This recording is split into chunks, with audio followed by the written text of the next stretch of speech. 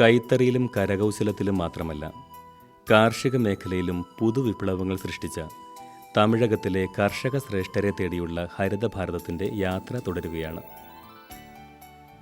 ആകാശവും ഭൂമിയും അവയുടെ സർവ്വസൗന്ദര്യവും പേറി ഞങ്ങൾക്കൊപ്പം സഞ്ചരിക്കുന്നുണ്ടായിരുന്നു.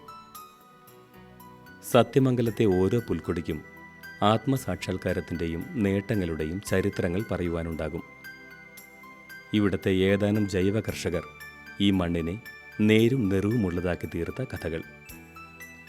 അവരുടെ കണ്ടുപിടുത്തങ്ങൾ നോക്കത്താ ദൂരത്തെ പാടങ്ങൾക്ക് ഹരിത സമൃദ്ധി നൽകിയിരിക്കുന്നത് നമുക്ക് കണ്ടറിയുവാനും സാധിക്കും. ഹരിതഭാരതം ഇപ്പോൾ SR സുന്ദരരാമൻ എന്ന കാർഷിക ശാസ്ത്രജ്ഞൻ്റെ വീട്ടുപടിക്കലാണ്. തൊടിയിലാകെ ജൈവ കീടനാശിനികളുടെ ഗന്ധം ഉയർന്നു നിൽക്കുന്നുണ്ട്. അതിരാവിലെ തന്നെ അവ ചെടികളിൽ പ്രയോഗിച്ചു കഴിഞ്ഞിരിക്കുന്നു. വള കീടനാശിനി പ്രയോഗം വെളുപ്പിനോ സായാഹ്നത്തിലോ ആണ് നടത്തേണ്ടത്. അന്തരീക്ഷത്തിലെ ചൂട് കൂടിയാൽ പെട്ടെന്ന് വറ്റിപ്പോയേക്കാമെന്നതിനാൽ ഉദ്ദേശിച്ച ഫലം ലഭിച്ചെന്നു വരില്ല. എണ്ണിയാൽ തീരാത്ത ബാക്ടീരിയകൾ മണ്ണിൽ സദാ കർമ്മനിരതരാണ്.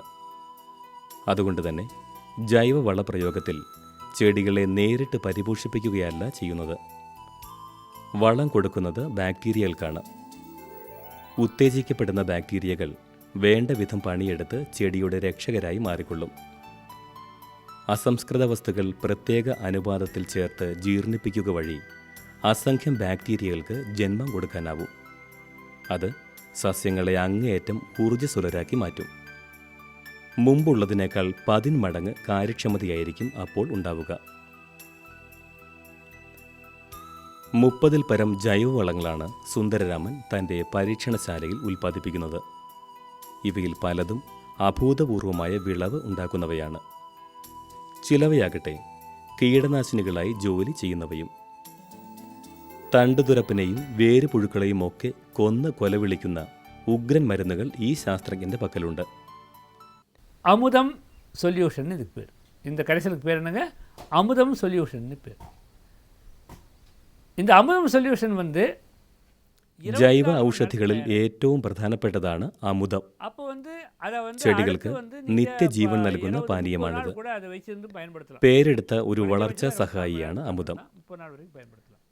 അമുദം തയ്യാറാക്കുവാൻ വേണ്ട അസംസ്കൃത വസ്തുക്കളിൽ ചാണകവും ഗോമൂത്രവുമാണ് പ്രധാനപ്പെട്ടത്. ഇവ രണ്ടും ഓരോ ലിറ്റർ വീതം എടുക്കണം.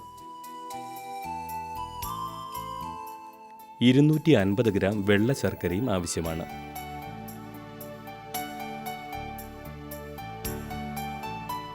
പത്ത് ലിറ്റർ വെള്ളവും വേണം.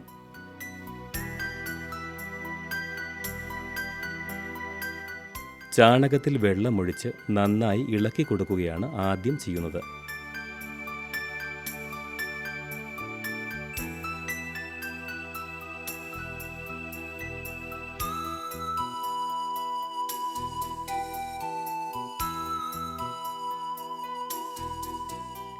ഒരു വലിയ പാത്രത്തിൽ ഈ മിശ്രിതം ഒഴിച്ചു വയ്ക്കുന്നു.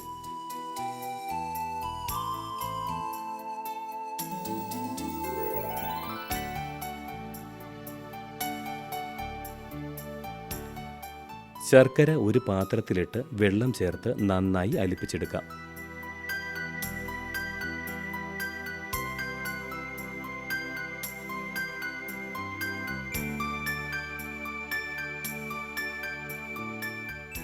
വലിയ പാത്രത്തിലെ മിശ്രിതത്തിലേക്ക് ഈ ശർക്കരപ്പാനി ഒഴിക്കുന്നു.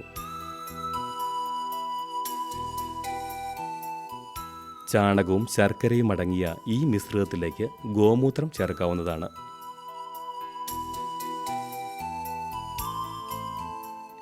ശേഷിച്ച വെള്ളവും ചേർത്ത് നന്നായി ഇളക്കി യോജിപ്പിക്കുകയാണ് അടുത്ത പണി.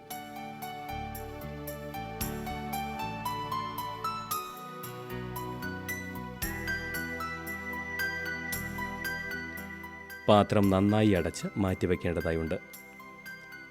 24 മണിക്കൂറിനുള്ളിൽ അമുദം തയ്യാറാകും. ഈ മരുന്ന് അങ്ങേയറ്റം വളർച്ചാ സഹായിയാണ്.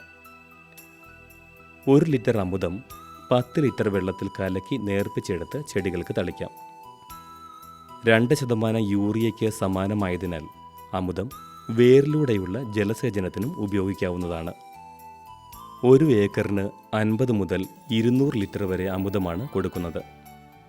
അടിവളം, മേൽവളം എന്നീ രീതികളിൽ ഉപയോഗിക്കാൻ കഴിയുന്നതിനാൽ ജൈവവളങ്ങളിൽ അമുദത്തിന് സുപ്രധാന സ്ഥാനമാണുള്ളത്. யூரியா ஸ்ப்ரே பண்ணுறதுக்கும் இது அமுதம் கடைசியில் ஸ்ப்ரே பண்ணுறதுலையும் பெரிய வித்தியாசம் இருக்குது. என்ன வித்தியாசம்?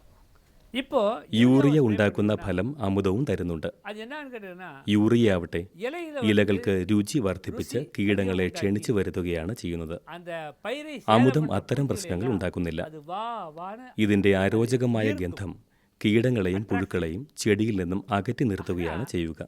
இங்கே என்ன கேட்டீங்கன்னா, അതുകൊണ്ട് തന്നെ ഇതിനെ മികവുറ്റ ഒരു കീടനാശിനി എന്നുകൂടി നിസ്സംശയം വിളിക്കാം. அது இல்லைன்னு நான் சொல்லலை. രാസകൃഷിയിൽ ലഭിക്കുന്ന അതേ വളർച്ച അമുദം പ്രയോഗിക്കുന്നത് വഴി ജൈവ കൃഷിയിലും സാധിക്കുമെന്ന് സുന്ദരരാമൻ ഉറപ്പു നൽകുന്നു. அது அந்த